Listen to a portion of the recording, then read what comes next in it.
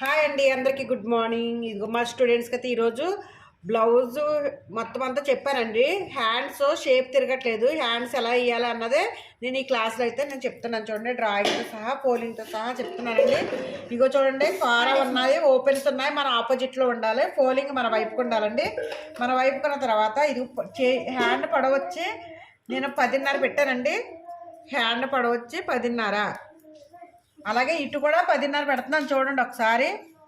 ఇటు కూడా ఒక 10:30 పెట్టిన తర్వాత దీంట్లో ఈ 10:30లో 3 మైనస్ చేసుకోవాలి. చూడండి ఒకసారి ప్లీజ్. ఈ 3 మైనస్ చేసుకున్న తర్వాత మనం దానికంటే ముందు మనం ఏం చేయాలంటే దీనికి ఇలా స్కేల్ డ్రా చేసుకుందామండి. స్కేల్ డ్రా చేసుకున్న తర్వాత మనకి ఇక్కడ షేప్ తిప్పటం రావట్లేదండి మా స్టూడెంట్స్కి.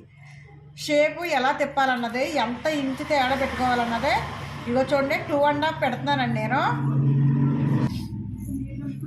ఇగో చూడండి, ఇక్కడ 2.5 పెట్టానండి. 2.5 పెట్టి 2.5 కాడ నుంచి నేను షేపు ఎలా తీస్తున్నానో చూడండి ఒకసారి. ఇదిగోండి చూడండి, ఓకేనా? చూసారు, అర్థమైంది కదా?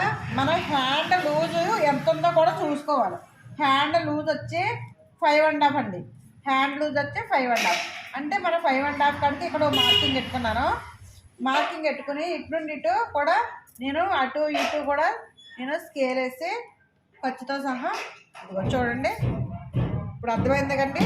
ఇక్కడ నుంచి 2.5 తీసుకుని అక్కడి నుంచి ఎంత లెక్కైతే తీసామో అక్కడి నుంచి ఇలా మార్కింగ్ ఇలా గీసానండి. ఓకేనా? మీకు అర్థమైంది అనుకుంటున్నాను. వీడియో నచ్చినట్లయితే like and share. Okay, bye bye.